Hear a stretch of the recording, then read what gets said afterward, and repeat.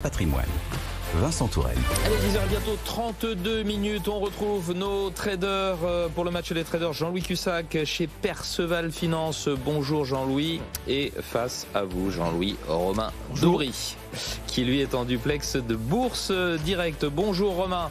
On va commencer avec vous pour nous dire comment vous voyez cette séance, comment vous analysez cette séance depuis le début de la journée. C'est assez mou, petite hausse, mais très molle, plus 0,3%, 6150. Bon, voilà, dans la foulée d'hier, mais on sent qu'il n'y a pas trop de conviction. Pourtant, il y a de l'actualité, il y a des résultats, des chiffres d'affaires. Bonjour Vincent. Bonjour Vincent, bonjour à tous. Oui, effectivement, mais on a commencé la semaine un petit peu fort et comme elle est très dense, on le sait tant du côté microéconomique, et on a pas mal de rendez-vous qui vont être de plus en plus importants au fur et à mesure que la semaine avance. Il y a effectivement un peu de prudence, un peu de consolidation. On entame aussi une nouvelle échéance sur les marchés dérivés. C'est toujours important, même si novembre n'est pas une échéance majeure. Mais ce qu'on constate, c'est que au cours de septembre, sur le CAC 40 et puis sur le mois d'octobre, sur l'indice S&P et Eurostoxx, on a connu une diminution de la pression baissière. Pour vous donner des proportions, le nombre de contrats futurs sur l'Eurostoxx et sur le S&P ont diminué d'une échéance à l'autre d'environ 10%, 8 à 10% selon les indices, pour une baisse qui restait quand même modérée de 1 à 2% d'échéance à échéance sur les indices en question, donc S&P, Eurostoxx, les indices majeurs. Donc, ça n'est pas un signal d'achat ou de hausse à proprement parler, mais au moins de prudence de la part des opérateurs. Et c'est en tout cas une des bases, un des corollaires pour que le marché puisse rebondir. C'est un des premiers éléments qu'on surveille. Alors depuis, et pour la première séance de cette nouvelle échéance de lundi, on a eu un petit peu de soutien acheteur sur tous les indices aussi. C'est assez harmonieux. Alors c'est pas très fort, de l'ordre de 1% de hausse du nombre de contrats futurs dans une séance haussière. Donc c'est un signe de soutien.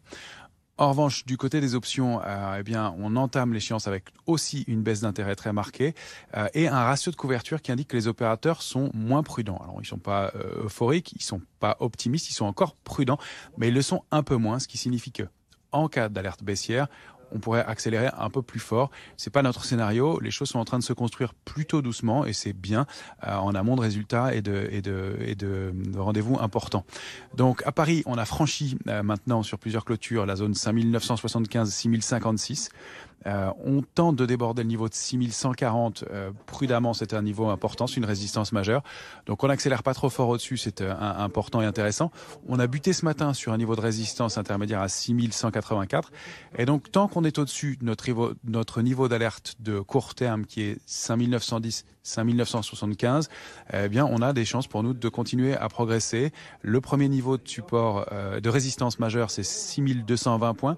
Le suivant, c'est 6315, ça va être un très gros niveau. Et puis l'extension maximale, la cible idéale du mouvement et de la structure de retournement haussière qu'on a mise en place, elle se situe aux alentours de 6480 points, peut-être un petit peu au-delà. C'est vraiment probablement le mieux de ce qu'on pourrait avoir dans une impulsion haussière si elle se confirme. Pour l'instant, c'est assez timide et c'est assez légitime compte tenu du contexte, mais un petit peu de mieux et un peu moins de pression baissière, un tout petit peu de soutien acheteur en amont de gros rendez-vous. Merci Romain Daubry chez Bourse Direct qui voit pourquoi pas le marché continuer sa hausse. Vous, Jean-Louis Cussac, est-ce que vous voyez la hausse se poursuivre? On a l'impression qu'on assiste un petit peu à la même séance qu'hier. C'est assez mou. Et puis bon, ça va peut-être se réveiller dans le courant de l'après-midi. Il y a des choses à faire dans un marché comme ça? Des choses à faire, oui. Des choses que l'on peut faire parce que le marché ne bouge pas trop, non. C'est-à-dire que on se dit, on va peut-être acheter sur un petit repli, voire vendre sur une hausse quand on a des calls. Il faut pas hésiter. On a 500 millions à peu près d'échangés et une volatilité implicite à 23,6. Alors maintenant, 23, 25, c'est la norme. C'est incroyable. Alors qu'il se passe rien. Quelles sont les menaces nouvelles? Il y en a pas. Vous voyez, c'est des vols qu'on a connus avec les attentats de Londres en 2005, où tout le monde était hyper stressé. On était monté comme ça à 24 de vol. Mais le soir même, on était retombé à 14-15 à l'époque.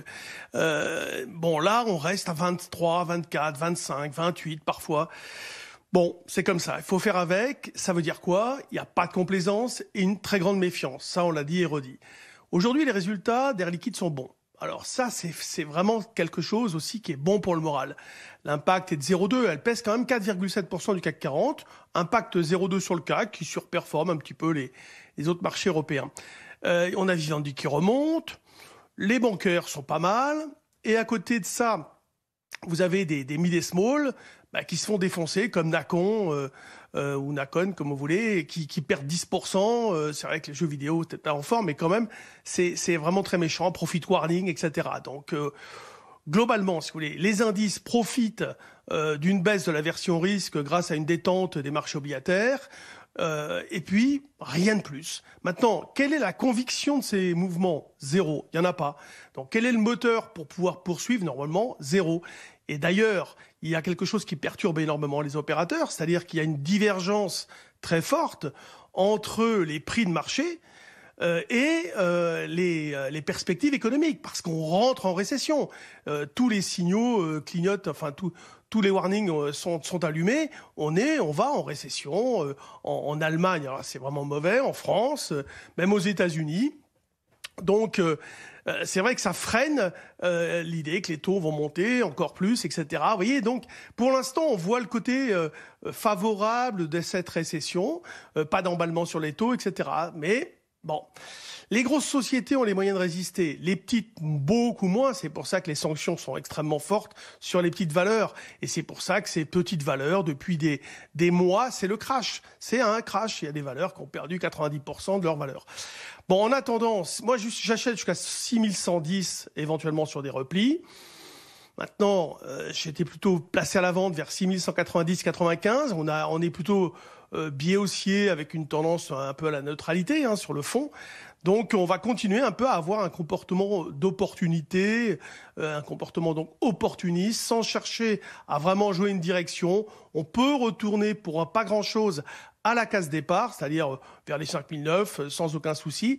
Mais pour l'instant, c'est vrai que les marchés tiennent, il se passe pas grand-chose, mais il y a des news flows positifs du côté des grosses sociétés des indices.